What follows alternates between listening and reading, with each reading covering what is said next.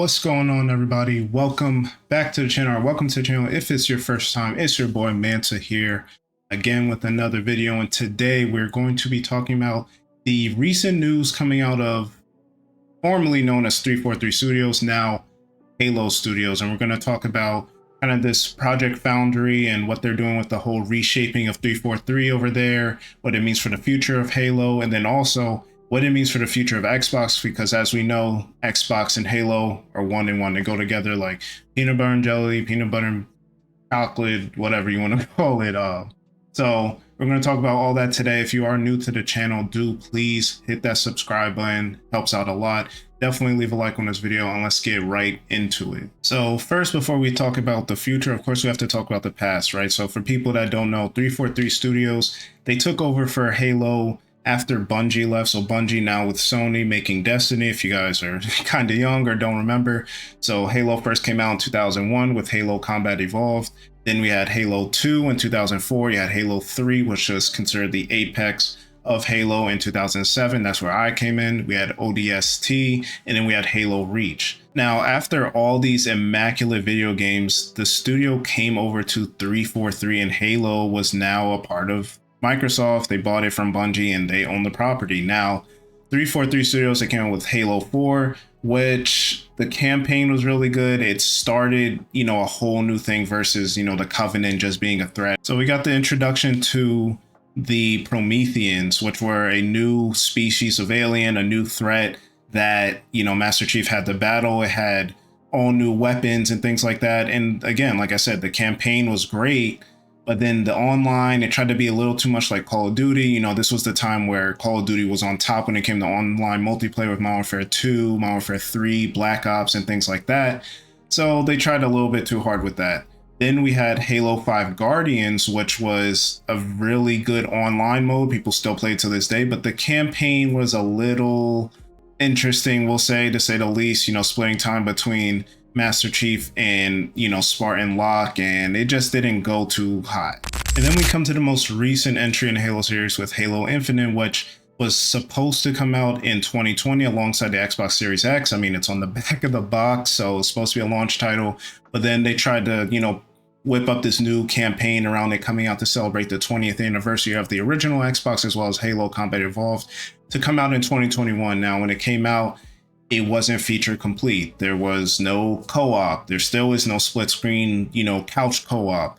The online multiplayer launched first and it was free to play. It didn't have all the modes in it. There was a lot going on with it. Now, Halo Infinite to me was a pretty good game, but it had its flaws from the, same old biomes, the same, it got really repetitive. It was a cool idea with the open world and the grappling hook flying around and the bases and things like that. And the online's still pretty good. The player base isn't as strong as it should be with its kind of live service model with the battle passes and all that, even though it has Forge mode and all that now. But it's not exactly where they wanted it to be. Now, as the name suggests, you would think that Halo Infinite meant, hey, we're going to just infinitely keep adding onto this game. It'll be pretty much the war zone for Call of Duty, and then we'll have different Halo games, or maybe we'll add different campaign missions and things like that into the campaign, and that just never happened. And then you couple that with the fact that we got a recent announcement that it was going to be getting a third-person mode, which is it might be the grumpy old man in me or yelling at a cloud, but I don't know. Halo in third person just doesn't feel right. It feels like they're trying to be in the Overwatch, Fortnite kind of, sphere of things. And I'm pretty open-minded. I want to do, the studios to do whatever to keep the game going, but it doesn't feel right. Halo is a first-person game. It is not third person. Now, it is an optional mode, so I'm not too mad at it, but it just seemed very weird for them to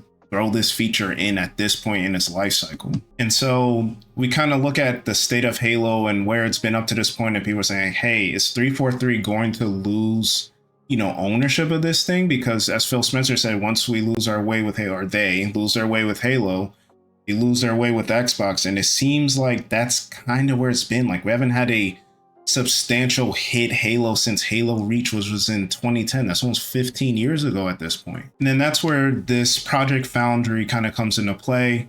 There was talks before around switching out of the slipstream engine that Halo's been using, or 343's been using for over 25 years at this point, to, you know, keep developing Halo. And they're like, hey, they might switch to Unreal Engine, but that lift is too big to do with Halo Infinite already existing. So we're like, okay, maybe they'll switch in the future. And then we did get the announcement from 343 Studios, now known as Halo Studios, that they'll be not only switching from slipstream engine to Unreal Engine 5 for the future Halo projects, but they'll also be working on multiple projects at the same time, and they're already getting started. And so we got this interview as well as a 6-minute video kind of sitting down with Pete Hines and the rest of the crew from the studios and just saying like why they made this decision, what we have to look forward to. And I'm going to read a few quotes from that interview as well as, you know, play some of the video so we could see what Unreal Engine 5 will look like for a Halo game. So the beginning of the interview, it says in the first step, it says switching from the studio's proprietary slip space engine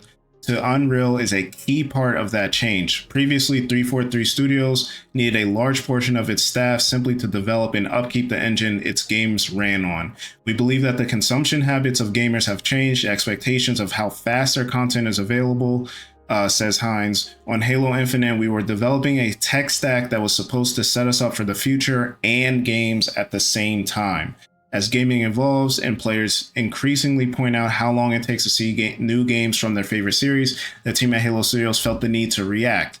As COO Elizabeth Van Wyck puts it, the way we made Halo games before doesn't necessarily work as well for the way we want to make games for the future. So part of the conversation we had was about how we help the team focus on making games versus making the tools and the engine. So kind of what I said before, the switch from slipstream or slip space, as I kept calling it slipstream, to Unreal is the fact that Unreal gives more, like, it's just a more proven engine that's always being updated. We're on Unreal Engine 5 at this point. There are, you know, ways to work with Epic, who's the developers of it. It's very user friendly, and more people and developers are more used to it. When you talk about hiring, instead of trying to use this archaic slip space engine that's been used for like 25 years at this point, now they can focus on using something that not only does game development take longer, it takes longer to teach people this slip space engine who are coming in and no one's used it before, right? So if you think about it, like,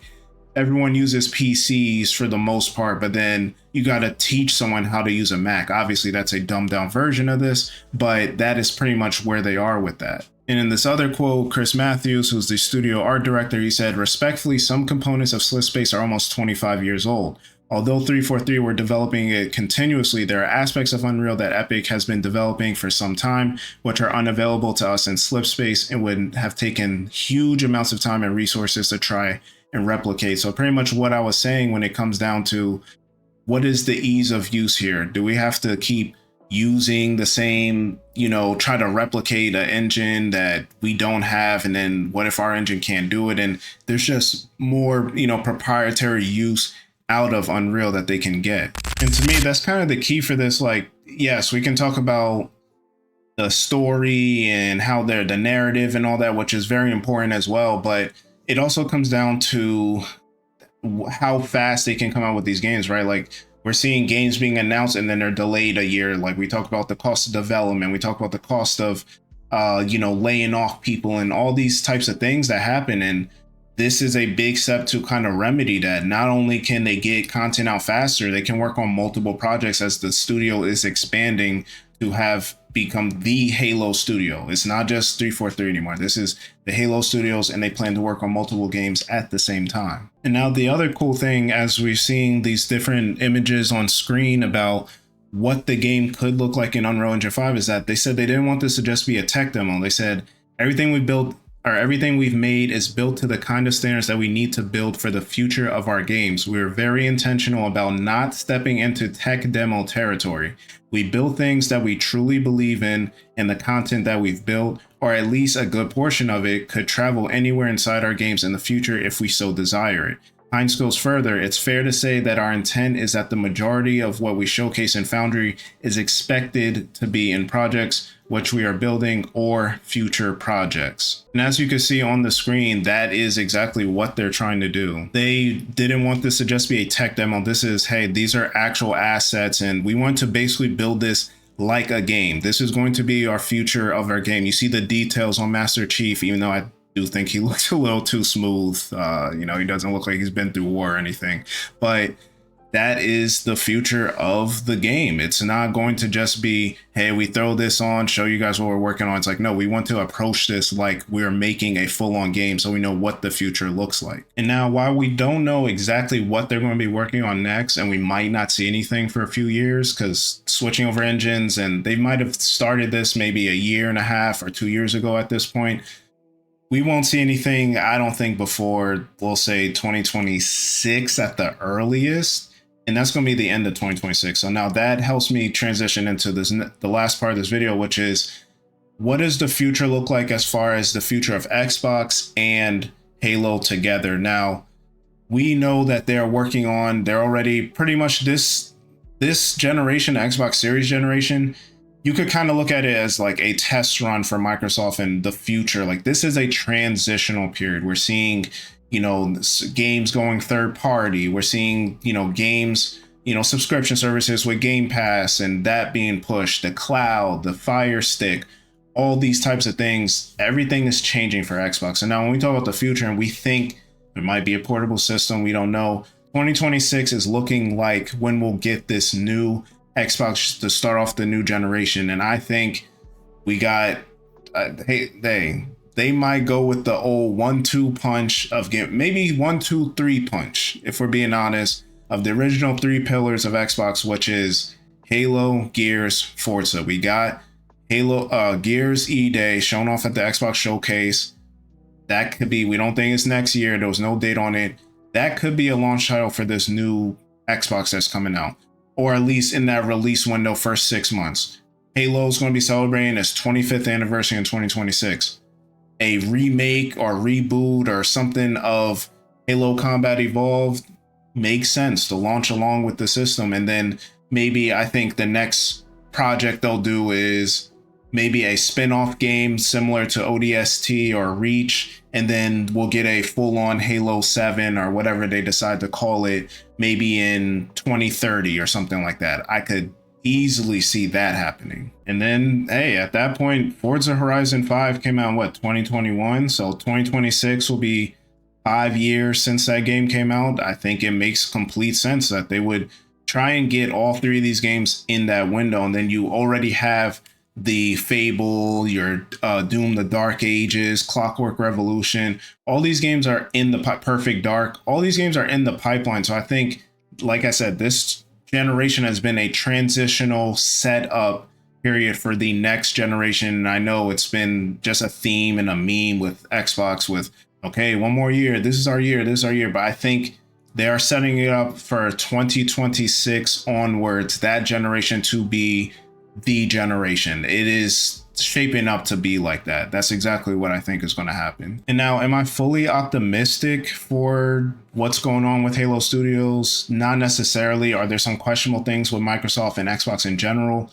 Yeah, there's a ton, but it's almost there. Like, I know we keep saying it, but it's just from what games we know are on the way, how they're kind of slowly restructuring their, you know, of course the communication sucks, but how they're restructuring everything and what Xbox and Microsoft gaming actually is. I think is just, they're just looking ahead. They're looking ahead. They don't care what anybody thinks. Yes, we know you're not doing exactly what we want you to do. You're not doing what Nintendo and PlayStation want to do. They're like, listen, we just going to do what we got to do.